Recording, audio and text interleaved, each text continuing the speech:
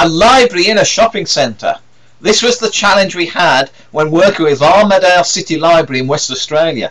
How could we take a library from a traditional area next to the council buildings and place it right as a key point in the shopping centre?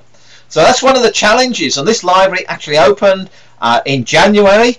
So let's take a walk around this library, which had some interesting challenges. We had to position the library in a shopping centre so it appealed to a mass public who were out there for shopping. That meant we had to change the culture. We had to change the culture of the librarians. We had to change the culture of the library. And we had to think about the consumer and the way the consumer is going to go to a library when they're doing their weekly shop. So Armadale had some interesting challenges. This is the flyer that has been launched with the library, Your Library and Heritage Services. Now the new Armadale Library cost $1.6 million to build. The architects were Holden Connor, and ourselves were the retail consultants. So we work as a team between architects, ourselves as the retail consultants, the librarians and the council. Now what we created was a youth zone right at the front of the library to create an area that the youth could be seen using the library. We had a quiet reading room and a channel through to the back of the library. We had the junior area as another major sight line. And then we had study areas to the sides, plus the general facilities that the library needed. And of course a self-checkout system as consumers left the library. So I walked around this brand new library that only opened in the 3rd week of January in 2010, and you can see we've got this river on the carpet going through to the mural of the bush to create a very Armadale bush feel to the library, to make sure that it really reflected the community that it was in. With the youth centre we had to go completely opposite in image, and this had to be more bright colours, more relaxed, some murals, and we had to have computers there that they could use for themselves, play games, you'd get onto Facebook and all the areas that the youth wanted to use in the library, plus some little quiet zones where they could actually sit and contemplate on their own from that point of view. And opposite this area was the self-checkout area. So consumers are encouraged to self-checkout as they would in the supermarket just down the corridor from the library. So very much high-tech library in its development. In the centre core was the community area where the baby boomers and the Joe's generation and the Grey Tigers could use the computers. So computers were positioned at the front of the library to give this high-tech feel to it. And this is worked with a bank of computers around the side as well, but don't forget the core is still the books, and how we label and sign the books is important. This is a multicultural society, so books had to be presented to each of the nationalities that live in the community.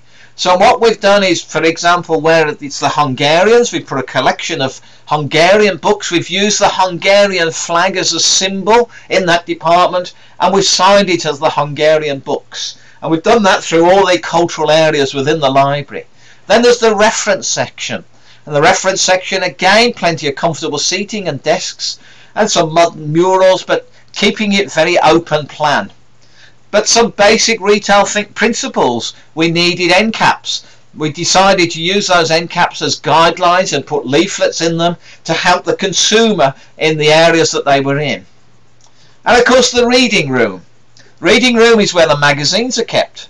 This is very much at the back of the library, but a central place where consumers could relax and enjoy reading the newspapers. We have fresh flowers there. We have a coffee facility there, and you can see we've stacked the newspapers and the magazines using slat wall to make this a very relaxed reading zone.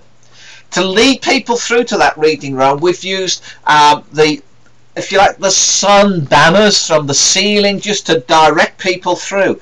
So we've used the ceiling as a means of directing people through from that point of view. And this children's area has become already very popular. So we've created the forest. So the children sit in the forest and read the books in the forest. So everything relates to the forest. Even the bookshelves relate to the forest. But with some quirky things that have been put in there. Puppets for loan, something you don't see in a lot of libraries. And you may say, well, 1.6 million, has this been a great investment? The library used to get 300 members a day. Now it's getting 1,500 people visiting a day. They are collecting 52 members a day since the opening. So as far as the team are concerned, this has been a huge success. Can you learn anything from Armadale? Well, I think there's always something to learn. One is be bold, be different. How can you use backdrops? How can you use drapes and banners from the ceiling more effectively? Signage that consumer understands. We've taken out the jargon that is in a lot of library signage and brought it down to a level that the consumer can understand. And making a change is a team event. The team were very much involved in celebrating and going through the change process.